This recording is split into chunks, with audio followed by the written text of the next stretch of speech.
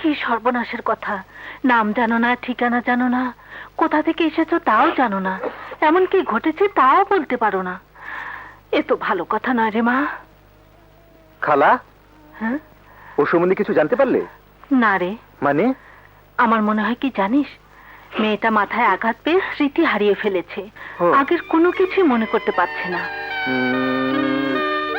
তাহলে একটা কাজ করি খালা, থানায় একটা খবর দিয়ে দিই। না না, পেপারেও ছবি ছাপিয়ে দিই।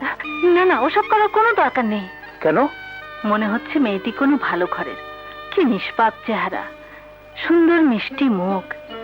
এমন একটা মেয়ের খবর পেলে ঠক জুচ্চোর শয়তান মানুষেরা ছুটে আসবে, আত্মীয়র দাবি করে মেয়েটাকে নিয়ে গিয়ে নষ্ট করে ফেলবে, হয়তো বাজে জায়গায় বিক্রি করে ফেলবে।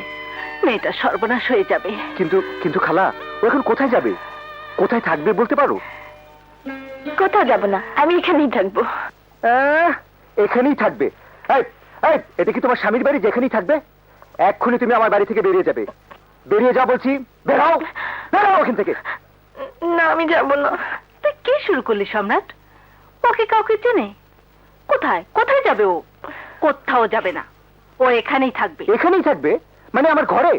হ্যাঁ, আল্লাহ যখন ওকে তোর ঘরে পাঠিয়েছে তখনও তোর ঘরেই থাকবে।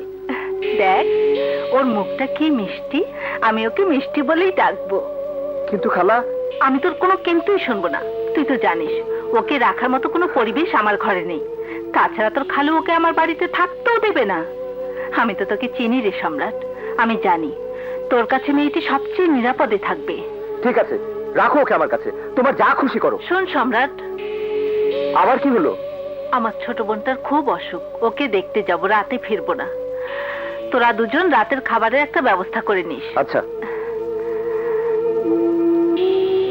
থাক মা, এখানে তোর কোনো অসুবিধা হবে না। আমি যাই, টুনটুনিকে দিয়ে তোর জন্য কিছু জামা কাপড় পাঠিয়ে দেবো।